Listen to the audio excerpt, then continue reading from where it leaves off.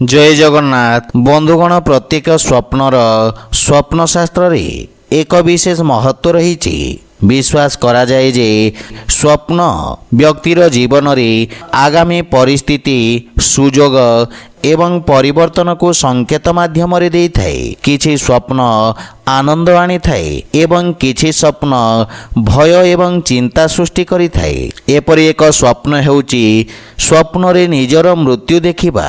यही स्वप्न साधारणतः आतंक एवं अशुभ कारण होइथाए, किंतु स्वप्न शास्त्र रे यही स्वप्न को प्रायतः एक शुभ संकेत भाव रे विवेचना करा जाए। तो आसंतु जानिबा स्वप्न रे निज मृत्यु देखिबार अन्य कौन अर्थ होई पारे से विषय रे। सेथिपाई वीडियो को शेष पर्यंत देखंतु एवं जेउ माने आम चैनल को नुआ करी आछंती तळे थिबा सब्सक्राइब बटन को दबाई आम चैनल को सब्सक्राइब करंतु और पाखरे थिबा नोटिफिकेशन आइकन रे दबाई ऑल रे सिलेक्ट करंतु, काहेकि ना आमे अपलोड करिथवा प्रत्येक वीडियोर नोटिफिकेशन आपण सर्वप्रथमे पाई परिबे।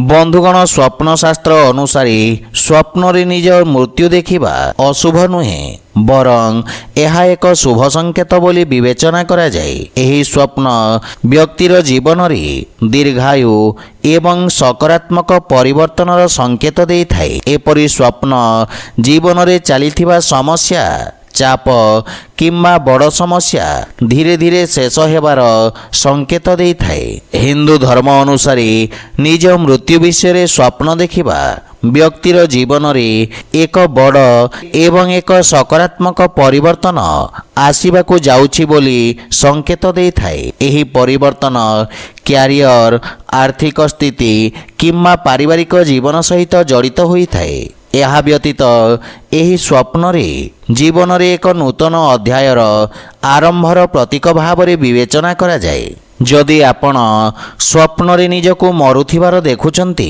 तेबे चिंता करिवार कोनोसी आवश्यकता नहीं, काहेकि ना स्वप्न रे निजको मरुथिबार देखिबा एक शुभ स्वप्न। एही स्वप्न स्वास्थ्य लाभ किंबा भल स्वास्थ्य को सूचित करि थाए। सेहीपरि जदि आपण स्वप्न रे निज मृत शरीर देखंती तेबे एही स्वप्न आयु वृद्धि किंबा बयस वृद्धिर संकेत देई थाए। एही स्वप्न जीवन रे सकारात्मक परिवर्तनर मध्य संकेत देई थाए। स्वप्न शास्त्र अनुसार जदि आपण स्वप्न रे निजर मृत्यु देखंती तेबे याको जीवनर कष्टर अंत हेबार संकेत बोली विवेचना करा जाए। जदि जने व्यक्ति निजको उड़ीबा समय रे निजर मृत्यु देखंती तेबे याको समस्त चिंता दूर हेबार संकेत बोली विवेचना करा जाए। मृत्युर स्वप्न सबु बेले खराब फलाफल देबा जरूरी नुहे, केतेक समय रे एही स्वप्न मध्य एक शुभ संकेत होइथाए,